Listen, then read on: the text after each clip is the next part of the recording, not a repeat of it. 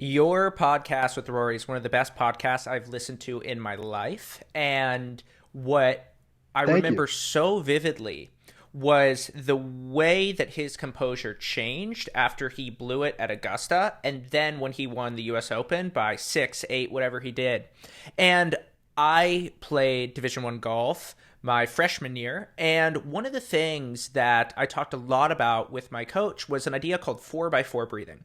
We would inhale for 4 seconds, we would exhale, and then whenever I got nervous on the course, I would just return to that state of 4x4 breathing. And I never had data on how my breathing affected my heart rate. What have you found in that world? Well, people who meditate in general have a much better heart rate variability. Hmm. So we do see that people who practice some form of mindfulness, some form of meditation, have on average higher heart rate variabilities than other people.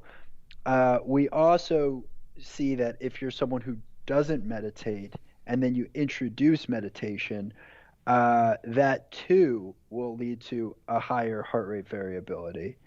And and there's a lot of reasons for that. In many ways, heart rate variability is a measurement of your breathing in the moment. So it's not that surprising. But I think it's quite powerful that the way you might just do a breathing exercise for 10 minutes in the morning today is going to then later affect how you sleep, some 12 hours or 18 hours later. I think that's quite fascinating. Yeah, how do you like since you've started the company, have you seen meditation practices become more common? I mean, certainly there's been the rise of Headspace and Calm and all of these apps, but I wonder if it's different maybe at the professional level. Because there's been a similar thing that's happened with sleep, where I've heard you talk a lot about how 20, 30 years ago, people weren't working out. And now you go to a hotel gym or go to a hotel, of course, there's a gym. And I think similarly, there has been an increase in meditation, but I don't know how much the stated consistency is versus the actual revealed consistency is among just average people. So I wonder what it's like among athletes. Well, let's see. I mean, I think athletes are constantly tinkering. I think they're tinkering more today than they were 10 years ago. I don't know if athletes are meditating more. I think that they're probably thinking about it more.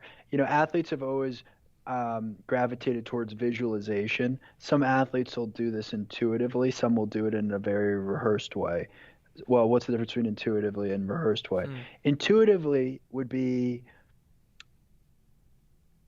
Tiger Woods, walking down the fairway of the 18th hole and just knowing to himself that he's going to birdie the hole and like having a very clear image in his mind of doing that.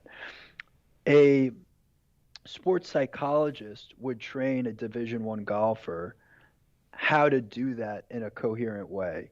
There would be you would close your eyes. There would be a breathing technique. You would really focus on the emotion behind that. You'd really focus on the imagery behind that. You would decide whether you wanted to be focused on that in the first person or the third person. First person being I can see out of my own eyes the putt going in. Third person being I can see the crowd around me and I can see myself making the putt. So these are the sorts of things that in general athletes get exposed to, especially en route to becoming a professional athlete. I think probably more so in golf even than other sports because it is such an incredibly mental game and there's a lot of time in between shots.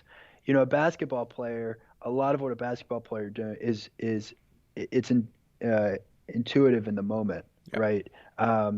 LeBron James doesn't necessarily need to visualize dunking on someone. He just, in the moment, recognizes when he should. Golf, you've got minutes, sometimes up to 10 minutes before a shot. So you have to figure out what you're going to do at that time. And so, my hunch, and I've spent a fair amount of time with professional golfers now, my hunch is that mindfulness and visualization are more popular within, say, professional golf than they would be, say, within professional basketball. I think there's another general question as to, okay, well, how pervasive is mindfulness today? I think a lot of people are flirting with it. I don't know if people have. I would be more curious to know how many people have actually created a practice around it.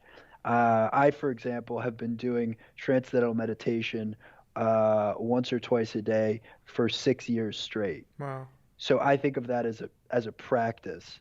Whereas if you download Headspace and, over the course of a week, you meditate 3 times for 10 minutes each, and then you don't do it for a month, and then you remember you've got it and you do it once. I don't know if that's someone who meditates. I think of that as someone who's trying to, experiment.